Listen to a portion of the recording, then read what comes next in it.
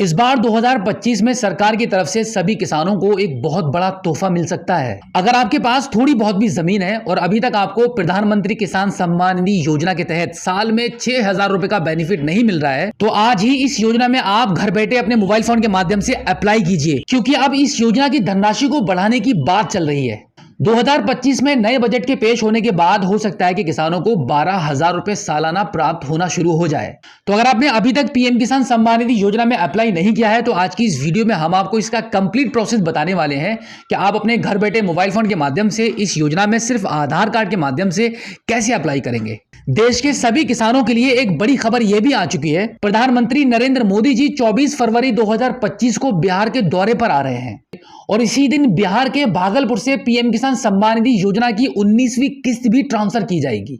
तो अगर आप चाहते हैं कि इस योजना का बेनिफिट आपको इस बार 19वीं किस्त से ही प्राप्त होना शुरू हो जाए, तो चलिए जानते हैं कि घर बैठे आप अपने मोबाइल फोन के माध्यम से इस योजना में अप्लाई कैसे करेंगे। तो आप 2025 में इस योजना में अप्लाई करने के लिए आप अपने मोबाइल फोन के गूगल पर टाइप करेंगे पीएम किसान सम्मान निधि। उसके बाद वेबसाइट का जो पहला लिंक आपको दिखाई देगा, इस पर आप क्लिक कर देंगे। अब वेबसाइट के ओपन होने के बाद आप देखेंगे सबसे पहला ही ऑप्शन आपको मिलता है न्यू फॉर्मर रजिस्ट्रेशन। इस पर आप क्लिक करेंगे। अब यहां से आगे बढ़ने के लिए आपको दो ऑप्शन मिलते हैं। पहला रहेगा कि अगर आप रूरल एरिया से बिलोंग करते हैं तो पहले वाले ऑप्शन को चूज करेंगे, और अगर आप अर्बन एरिया से बिलोंग करते हैं, शहर में रहते हैं, तो यहां पे आप अर्बन फॉर्मर रजिस्ट्रेशन वाले ऑप्शन पर क्लिक कर लेंगे। तो यहां पर अभी हम पहले वाले ऑप्शन को चूज कर लेते हैं। उसके बाद यहां पे आधार कार्ड के नंबर को एंटर करेंगे।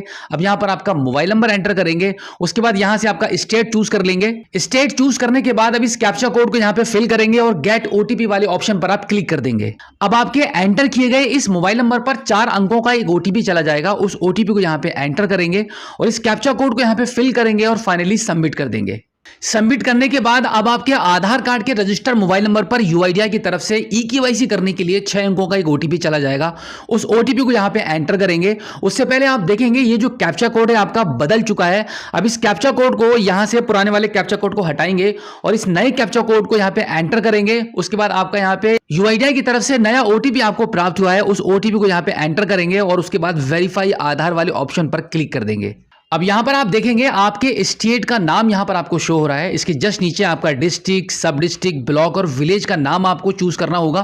बिल्कुल इसी प्रकार से इन सभी डिटेल्स को फिल करने के बाद फॉर्मर पर्सनल डिटेल्स को फिल करेंगे, जिसमें आप कैटेगरी वाले ऑप्शन को चूज करके आपकी कैटेगरी को चूज कर लेंगे। उसके बाद फॉर्मर टाइप वाले ऑप्शन पर क्लिक करेंगे तो यहां पे स्मॉल वाला जो ऑप्शन आपको मिल रहा है, पहले वाले ऑप्शन को चूज कर लेंगे।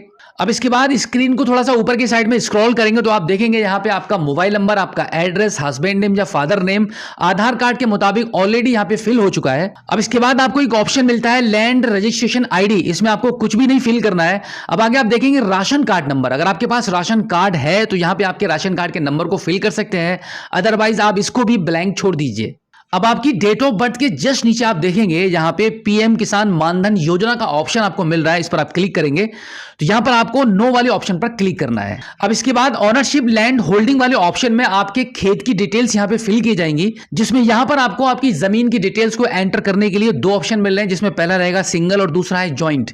यानी कि अगर आपके खेत में कोई और भी हिस्सेदार है तो आप ज्वाइंट वाले ऑप्शन पर क्लिक करेंगे और जमीन सिर्फ आपके ही नाम पर है, कोई भी हिस्सेदार नहीं है, तो यहाँ पर आप सिंगल वाले ऑप्शन को चूज कर लेंगे। तो यहां पर हम ज्वाइंट वाले ऑप्शन को चूज करके ऐड वाले ऑप्शन पर क्लिक कर देंगे। उसके बाद आप देखेंगे यहां पे डिटेल्स को एंटर करने के लिए जो ऑप्शंस हैं वो ओपन हो जाएंगे।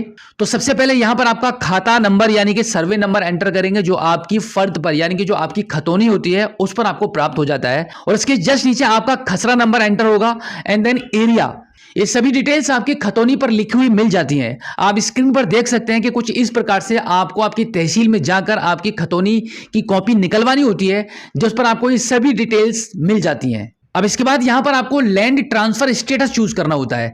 यानी कि अगर 1/2/2019 से पहले जमीन आपके नाम पर आई है तो आप पहले वाले ऑप्शन को चूज करेंगे, और अगर 1/2/2019 के बाद आपके नाम पर जमीन ट्रांसफर हुई है तो आप यहां पे आफ्टर 01/02/2019 वाले ऑप्शन को चूज कर लेंगे। अब इसके बाद लैंड ट्रांसफर डिटेल्स वाले ऑप्शन पर क्लिक करेंगे तो यहां पर आपको कुछ ऑप्शन मिल जाएंगे कि आपको यह बताना होगा कि जमीन आपके पास किस प्रकार से आई है, जैसे कि death of husband, death of father, और अगर विरासत में आपको जमीन मिली है तो तीसरे वाले ऑप्शन को चूज करेंगे। जमीन अगर आपने परचेज किया तो चौथे वाले ऑप्शन को चूज करेंगे। किसी ने गिफ्ट की है या फिर आपको लैंड ग्रांट अलॉन्गमेंट हुआ है तो आप इस प्रकार से कोई भी आपके मुताबिक किसी भी एक ऑप्शन को चूज कर लेंगे। तो यहां पर हम चूज कर लेते हैं डेथ ऑफ फादर।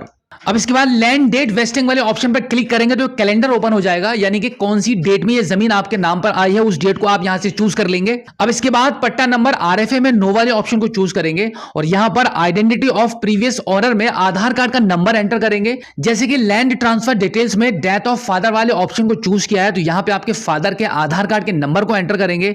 उसके बाद आप यहां पे ऐड वाले ऑप्शन पर क्लिक कर देंगे और अब फाइनली अब यहां पर आपको आपका सपोर्टिंग डॉक्यूमेंट अपलोड करना होगा, जिसमें अपलोड करेंगे आपके खेत की फर्द को, यानी कि आपकी खेत की खतौनी को। और यहां पे आपका डॉक्यूमेंट सिर्फ पीडीएफ फॉर्मेट में ही अपलोड होगा, जिसका साइज 200 KB से अधिक नहीं होना चाहिए। और उसके बाद चूज फाइल वाले ऑप्शन पर क्लिक करके आपकी फाइल को यहां पे अपलोड कर देंगे और उसके बाद सेव वाले बटन पर क्लिक कर देंगे और फिर सक्सेसफुली पीएम किसान सम्मान निधि योजना में आपका आवेदन हो जाएगा। और फिर अगर आपके फॉर्म में कोई भी कमी नहीं पाई जाती है तो 10 से 15 दिन के अंदर आपका बेनिफिशियरी क्रिएट हो जाता है और आपको इस योजना के अंतर्गत साल में 6,000 रुपए का बेनिफिट मिलना शुरू हो जाता है।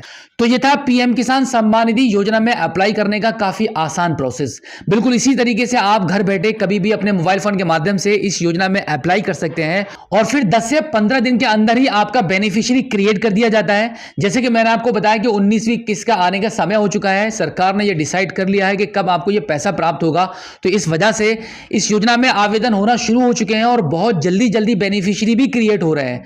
तो तुरंत आप इस योजना में अप्लाई कीजिए और साल के 6,000 रुपया प्राप्त करना शुरू कर दीजिए। तो उम्मीद करता हूं कि आज की इस वीडियो में जो जानकारी आपको दी गई है, आई होप आपको काफी अच्छी लगी होगी।